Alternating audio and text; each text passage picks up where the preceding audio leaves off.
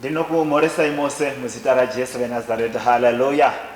Ndinokugamuchirai mose manheru ano kuzuva rechipiri reHoly Week. This is the second day in the Holy Week, musi weMonday. I'm going to give this sermon in a teaching mode. So it's not going to be evangelical, it's going to be in a teaching mode. Wherever you are watching from, may God bless you, may God reach forth for you. Pauri Koko. Ndichaverenga zviverengo zviri. The title yemusoro uno manheru ano yakazi The House of Worship and Fruitfulness. So I'm going to talk about two things: house of worship and fruitfulness. Ndichaverenga zviverengo zviri muzuva ranhasi. Chiverengo chekutanga chinobva kuna Matthew chapter 21 ndichiverenga paverse 12 kusvika paverse 14. Panoti kudii? And Jesus went into the temple of God and cast out all of them that sold and bought in the temple, and overthrew the tables of money changers and the seats of them that sold doves. And he said unto them, It is written, My house shall be called the house of prayer, or the house of worship, but ye have turned it into a den of thieves. And the blind and the lame came to him in the temple, and he healed them. Ndoverenga zvakare Matthew chapter 21 from verse 18 kusvika verse 21. Ndichaverenga panoti zvona. Now in the morning, as he returned into the city, he hungered. And when he saw a fig tree in the way, he came to it and found nothing thereon but leaves only, and said unto the tree, Let no fruit grow on thee henceforth. And presently the fig tree withered away. And when the disciples saw it, they marveled, saying, How soon is the fig tree withered? Hallelujah. May God bless the reading of his word. Amen. Ndoda kutenda Mwari nomukana wandapiwa kushumira manheru ano. As I elaborated earlier on, this is the second day of the Holy Week. Nezuro tanga tiri muno techinzwa nezvekupinda kwaJesu achipinda muJerusalem. Pachimbwa Hosanna, Hosanna, Hosanna. Blessed is he who comes in the name of the Lord. Pechimbwa zvese pechicelebratewa. Chikamu chekutanga chendaverenga chinhu chakaitika zvakare musi weSunday. Chikamu chechipiri inyaya yakaitika musi weMonday. Ndichatanga kuconcentrate on the chikamu chakaitika musi weSunday. Hallelujah. Tanzwa kuti musi weSunday Jesu achingopinda muJerusalem, pawakananga pekutanga wakananga kutembo. Praise the Lord. Hallelujah. Wakananga kutembo. Mutemberi chii chachiri mutemberi? The temple, the house of God yanga yachinjwa yakuitwa business rekutengesa nekutengeserana zvinhu. Manga mazara money changers, vanhu vanga vakutengesa zvipfuyo vachichinja zvipfuyo vachichinja mare. Hallelujah. Ndiyo tembo yenda kutaura nezvayo muzuva ranhasi. Hallelujah. Pauri ikoko batisisa kuti tiri kutaura pamusoro petemberi. Ndisati ndauya kuno muzuva ranhasi, I was reading from the book of Chronicles, 2nd Chronicles chapter 6. Ndanga ndichiverenga ndichida kumboziva kuti mutemberi maimboitika chii. Hallelujah. Kubva kudhara kuOld Testament, the temple, mutemberi yanga iri a holy place, maigara the presence of God. The ark which yaita resemble, yaita mimic the presence of God, yaigara mu hall of holies, mu inner part yetemberi yaizi the hall of holies. No maigara the ark. Hallelujah. Yechigara imomo no maigara presence yamwari. The ark of the Lord yaimirira presence yamwari. So mu ark imomo maigara presence yamwari. And ndichati kutaura kuti muaki maigara chii. It will take time forever kuti titsanangura zvinhu izvozvo, asi ndichati kuzvitsanangura munguva ino. But ndoda kuti unzwisise kuti muaki ndo yaimirira the presence of God, and yaigara mu holy of holies. The temple zvakare ndo yanga ndakachiverenga kuna Chronicles. Kuchizi zvona mutemberi, mumwe musi Solomon apedza kuvaka temberi, akuidedicate. I love this one. Hallelujah. Kuna 2nd Chronicles chapter 6 pane zvaanotaura zvakawanda zvaitaura paidedicate temberi. Hanzi kudii naSolomon? Mwari, kana vanhu venyu wakange vauya muno wasina zvibereko zvakavhurwa, waine zvibereko matumbu akavharika, barren woman, when they come to the temple, wakanamata vari paaritari, munazozwa Mwari muri kudenga, mugovhura matumbu avo. Hallelujah. Zvoreva kuti kutemberi, every woman who was barren angaine mukana wekuti akaenda kutemberi, akaenda paaltar yaMwari mutemberi, aisvika chinamata aripo, Mwari wozarura dumbu rake. Ndiyo temberi yachinjwa kuitwa a house of selling money, a house of exchanging money.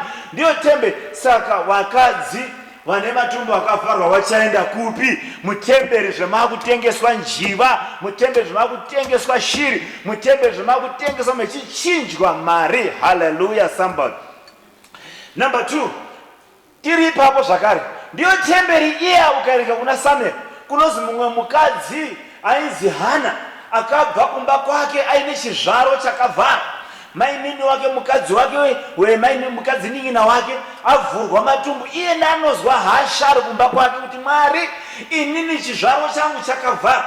Bhaibheri rangu amheno renyu rangu rinoti akaenda kutemberi, asvika paaltar akanamata zvekuti muprofita Eri achimona aripo anoti mukadzi uyu adhakwa, wamwa waini here? Iye anoti mambo, ishe wangu, handina kana kutongodhakwa, ndine nyaya ndiri kudurura paaritari yaMwari mutembo. Praise be to Jesus. Hallelujah. Imamo mutemberi imamo aripo muprofita Eri, priest Eri anoya pari anoti mukadzi chisimuka uende, nyaya yako yagadzirwa. Zvakaitikira kupi? Mutemberi. Now ndiri kuti ine temberi zvayachinjwa. The house of worship, the house of prayer has been turned into a house of business, into a house of exchanging money. Where are the barren women going to go? Where are they going to present their petitions before God? Now the temple has been turned. Now vanhu vakutengesa muka, vanhu vakutengesa shiri, vanhu vakutengesa zvipfuyo mutemberi. Where is the barren woman going to go? Mutemberi. Hallelujah. Solomon ari kudedicate temberi. Anoti zvona kuna Chronicles chapter 6. Hanzi na Solomon, Mwari, kana kuchinge kwaita denda guru, kana kuchinge kwaita denda guru munyika yamakatipa iyi, vana venyu vakauya kuno kutemberi, wakaburukira muno, wakauya paaltar apo, wakanamata, wachiti Mwari, tibvisirei denda guru rapinda munyika. Imi Mwari munazwa, muri kudenga, mugouya mubvise denda. Now that's the house yachinjwa into temple prostitution, business exchange mari mutembo. Hallelujah. Now that's why denda vanhu vachaenda kupi? The temple has been turned. Hallelujah. Ndiyo temberi zvakare yaizi naSolomoni kuna Chronicles, Mwari, kana Mwari vanhu venyu vachinge vauya kuno vakuda kuenda kuhondo, vakauya muno mutemberi, wakanamata vari mutemberi muno, Mwari, imi Mwari munazozwa, muri kudenga, mugouya Mwari mugorwira Israel kubva kuhondo. That's the temple yatiri kutaura yasandurwa kuitwa a house of commercial business, a house of exchanging money. Now we are about to go to the war. Where shall we go? The temple has been turned. Hallelujah. And this one that amen. Iri kuta zvakare kuna Solomon, kana kuchinge kwaita drought, kana mvura ichinge yaramba kunaya Mwari, vana venyu vakauya kuno kutemberi, wakanamata kuti Mwari, tizarurirei matenga, tinaisirei mvura, mvura ndainaye. Vari mutemberi, munazozwa Mwari, mugozarura matenga, matenga anaise mvura. That's the temple yatimtaura nezvayo, yachinjwa into money changers, yachinjwa into temple prostitution, yachinjwa. That's the temple. Hallelujah.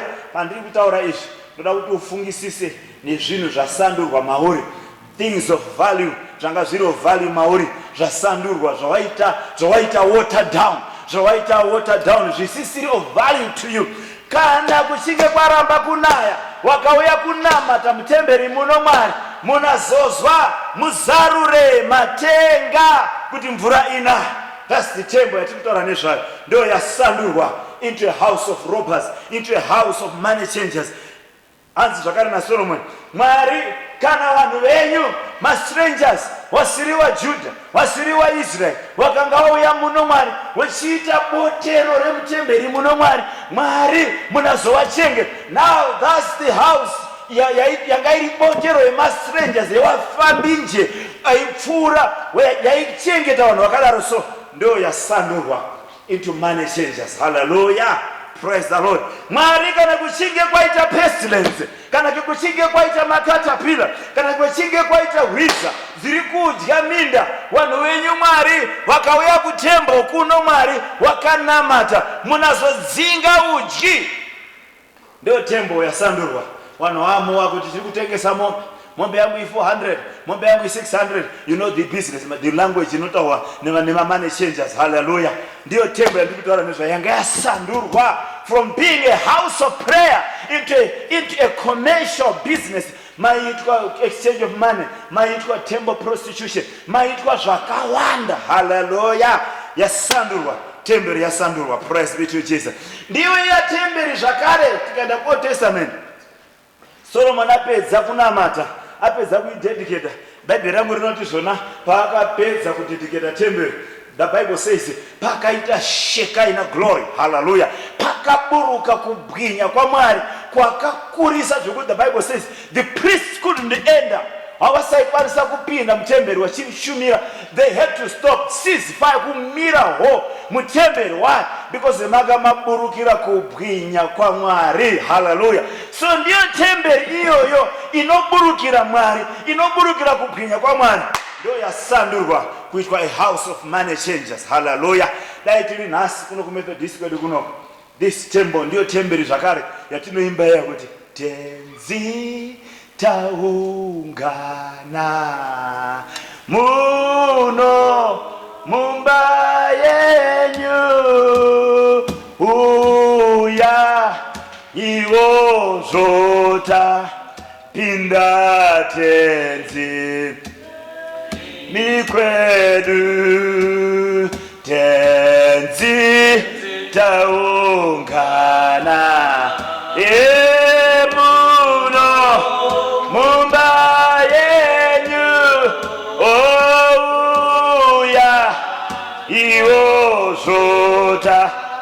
pinda tenzi mberi kwedu, iyo moyo yedu oino muchemera onayo mweya yedu tenzi ino Baba ngatizive ekuti muri muno, engati rizwe izwi renyuraza rirwandimi yera yera yera era era era era era era era era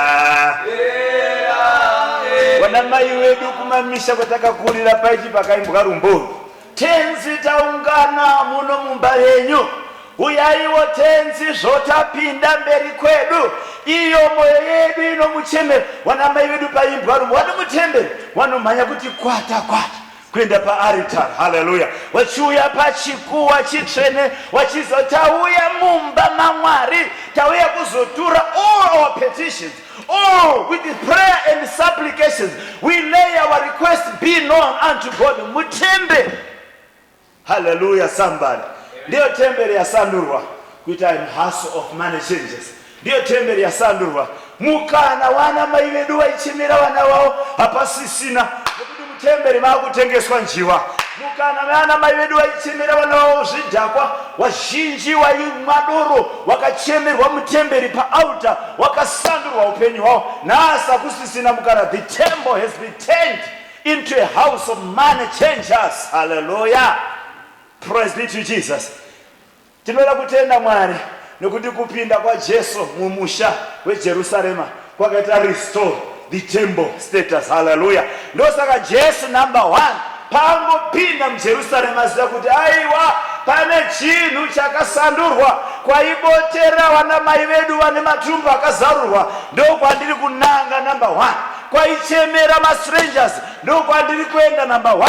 Kwaiti Mwari kana vanhu vanoda nezita renyu vakazvininipisa vakazvirereka vakaiva mberi penyu Mwari, imi Mwari maizwa muri kudenga mechirapa, ndokwari kunanga number 1. Hallelujah. That's the reason why he's approaching the temple before doing anything else, to restore the temple status. Hallelujah. Mutemberi maizarurwa matumbu ana mai, mutemberi maibviswa barrenness, mutemberi vanhu vaipiwa simba rekuenda kunorwa hondo, mutemberi mastrangers aichengetwamo, mutemberi the captive were set free. Kana wapinda mutemberi wachita lay their request be known unto God. Hallelujah. Arikundizwa ngati amen. Hallelujah. Saka Jesu kupinda kwake mutemberi, ndinofarira rimwe soko rakamboparidzwa kuti Jesu kupinda kwa Jesu mumusha wemunhu mutema kwakanaka kwazvo. Hallelujah. Kupinda kwake mutemberi kuri kuita restore kuti petinenge takuimba pa hama dzangu patinoimba tiri muno mutemberi, imbofunga the wave inomuva muri mutemberi, imbofunga the Shekinah glory, imbofunga the presence ya Mwari inoburukira mutemberi. Asi panga pasisina yanga yayishe kuti manjiwa yangu $10, njiwa yangu $20, paya panozi paya ndimishe weimba ino, patinoimba kuti ndimishe weimba ino, panga pasisina, panga pane nyaya kuti njiwa yangu $10, paya patinoimba paya kuti mutsene, panga kusisina zvese. Why? Because temberi yanga yachinjwa into commercial. The house of worship ndo munoburukira godesa munozizvona patemberi ndipo pakamiswa zita raMwari. Saka pakamiswa zita raMwari panga pachinjwa pakutengeswa njiva. Andizwa ndati amen. Hallelujah. Hallelujah. Pandiri kutaura izvi ndoda kuti uchibva kutemberi, uchibva ku-outside temple uye ku-closer home. Hallelujah. Ufunge zvinhu zvawaisikoshesa mauri, zvawaisikoshesa mauri, umwari hwaMwari waisigara wakakuvhumbanira. Asi nhasi uno wakunzwa kuzviri kure kure newe, waisinzwa hanga, waisinzwa nyota, waisinzwa nzara, waisinzwa kudokwairira kwokuti Mwari ndiri kukutsvagai Mwari. Nhasi uno zvakure kure newe, as if the temple has been turned, waitwa watered down. Hallelujah. Come back to your status. Hallelujah. Praise be to Jesus. Praise be to Jesus. Hallelujah. Ibva kure kure kwenanga ndiri kutemberi, ndechipa mufananidzo wetemberi, ndoda kuti uye closer. Nzara yawaiwanayo kare uchinayo here? Nyota yawaisiwa nayo nezvaMwari uchinayo here? Kudokwairira kwaisita kare uchinako here? Kutsanya kwaisita kare uchinako? Nhasi uno you can afford to go for days, for months, for years usina kana kumbotsanya. Hallelujah. Itemberi yasandurwa, waitwa watered down. But I am commanding, I'm praying today that the Lord will restore your faith again, that the Lord will restore you to your former status. Itakunama tauri kuti Mwari, give me old time religion, ndipe nyota yekare, ndipe nzara yekare, ndipe Mwari kudokwairira kwekare, ndipe Mwari zvekare, the hunger ndaiva nayo ndaidzorerwe. Usaita setemberi yachinjwa yaitwa secommercial. Hallelujah.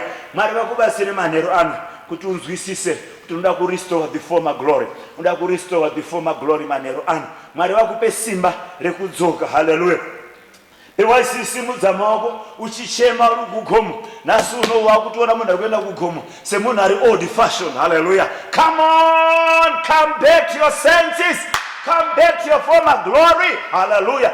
Nhasi uno pawaisikoshesa zvinhu zvaMwari, uchizvibata neudzamu hwazvo, uchizvibata nechiremera chazvo, hausisina that hunger, hausisina that zeal, hausisina kutya ikoko, wakubata zvinhu zvaMwari at surface level. Wakasandurwa, wakabvisirwa nyota yekare. Go back. Sa Jesus ari kuita mutemberi achifamba achiti, this is the house of worship. Hallelujah. Mwari vakubasire vakupe nyota iyo. Zvichallenge uri kwauri iko, kumba mauri nemhuri yako, kumba kwauri, kubasa kwauri, wherever you are. Go back to the former glory. Go back to the former glory. The former. Iti Mwari ndipe old time religion. Hallelujah. pewaisimuka usiku uchinamata na 2 a.m. nhasi unokarara na 10 kumuka na 7. God give me old time religion. Ndinoramba Mwari kutwa watered down. Ndinoramba Mwari kubvisirwa nyota. Ndidzorerei Mwari for my glory. Praise be to Jesus. Rega ndise koma ibaba. Tawerenga nyaya yechipiri. Yetawerenga kuzizvona Jesu akabva abuda ndobva aenda kune imwe city yakaenda. Mangwana acho ndobva adzoka Bhaibheri rangu rati zvona chinhu chaakaona akanga ane nzara. Saka Bhaibheri rati anga wamusuwe manje ari kubva aona muonde. Haleluya. Ukarenga zvakanaka zvona muonde uyu wanga wakasvibirira. Saka paakaona ari kure akafunga kuti muonde uyu une something to give me. Une maonde kuti ndidye. Paanosvika pauri anoona maondechi, anoona muonde wakasvibirira, si mauri hamuna chirimo. Hallelujah. Tonight I'm going to talk about fruitfulness. Hallelujah. What is fruitfulness? Fruitfulness is the ability to multiply, is the ability to produce, is the ability to multiply, the ability to produce. Hallelujah. Saka muonde uyu uchitariswa uri from a distance unoite kunga une something chiri pauri. Hallelujah. Paunoonekwa ari kure unoonekwa semuonde une chekudya, nyamba hapana chiripo. Hallelujah.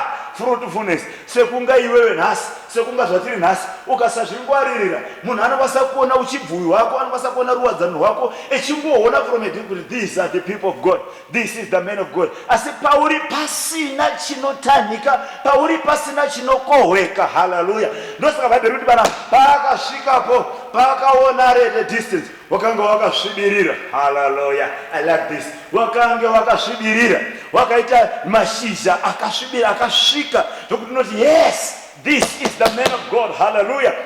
Be careful. Hallelujah. Vanhu vanokwanisa kukuona techibva taona munhu mubvuyi akabata hosho, akabata ngoma, akabata kuimba. So hallelujah. That yes, these are the people of God. Hallelujah. But the Bible is talking about fruitfulness. Hatisi kutaura zvokuona kunze, tiri kutaura kuona kwemukati kuri fruitful. Hallelujah. That's why Timothy, 2 Timothy chapter 3 verse 5, inoti zvona, they have a form of godliness. Wanoite kunga wana Mwari, kuti ukanga wachifamba so wanoti yes, wanofamba neholy pace, wanofamba neholy step yacho inenge isiri ordinary step. Hallelujah. But they have a form of godliness, but they deny the power thereof. Hallelujah. Wakanga wachitaura, wanotaura nelanguage inoite kunga iri holy, wanotaura nelanguage inoite kunga iri chiremerera, but mavari hamuna chibereko chirimo. Vanoziva nepekutaura vacho vakasvike pane vanhu, yes, a man of God, munhu waMwari, asi maari hamuna chibereko chirimo. Ane language asi chibereko hana, ane step asi chibereko hana, ane kuona kwekunze kunoita kunga ane asi haana something chiri fruitful. Praise be to Jesus.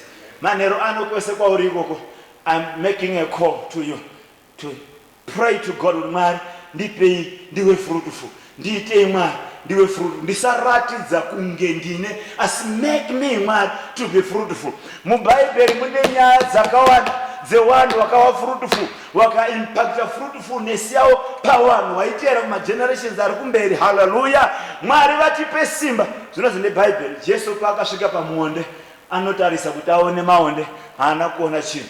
Hallelujah. Samwari ari kutarisa munhu, ari kutarisa muparidzi, akanga amira panapa, ane language, ane the charisma, ane language yacho, ane the charisma, ane the vocabulary, anoziva the language, what to say pamberi pevanhu, what to say pamberi pedu, what to say. But chaasina is the fruitfulness. Mari hamuna kurevesa, mune language asi kurevesa hamuna, mune vocabulary asi kurevesa hamuna, mune zvese zvingatarisirwa sechibereko hamuna. Praise be to Jesus. Mwari vatibasire manero ano, from wherever you are watching this, kuti Mwari vakupe the power rekuva fruitful, the power to produce. Jesu paanosvika pamuonde anozwa hasha. Hallelujah. Aona muonde wakasvibirira. Hallelujah. Muonde wakasvibirira une mashizha akasvibirira akasvika, asi paari hapana Haleluya. Sekunga ari kuona mubvuyo akapfeka bhanhiri, akapfeka zvese, akabata hosho, asi maari hapana chibereko chiripo. Sekunga ari kuona mairuwadzano wakasunga dhuku jena, wakasunga nemukunguru, wakasunga nered hair inosunga pachiuno, akasunga nehembe yeblue. Haleluya. Ari kuratidzika, ane language, anoimba, akanga akusimudza maoko pano. Hama dzangu, pakaimbwa pano pachisimudzwa maoko, munoti denga raburuka, basi chipere hapana. God is making a call tonight. Be fruitful. Multiply. Be fruitful. Hallelujah. Jesu anoita sei kumonde? Anotarira monde, achitarisa kudya pamonde, anosvika monde usina chinhu, anotuka monde. Bhaibheri ramboratidza monde. Rimwe Bhaibheri, rimwe version inoti wakazoma mangwana, asi ndafarira version iyi yataverenga yati wakabva waoma ipapo. Hallelujah. Mwari ngatisasvika ba. Ndibasirei Mwari to be fruitful. Help me to be fruitful. Kuti vanhu pavanondiona Mwari, zvavanoona kunze Mwari, zvive zvirizvo zviri kureflecta mumwoyo mangu. Zvavanonzwa language yangu Mwari, ive iriyo iri kureflecta mumwoyo mangu. Taramba Mwari kumira ndichione kunga ndine muchero ndisina muchero. Lokanga wasvika no munhu waMwari, uchipiwa the title yokuzi munhu waMwari, asi pauri hapana chibereko. May God give you the power to multiply. May God give you the power to produce. In the name of the Father, the Son, and the Holy Spirit. Amen.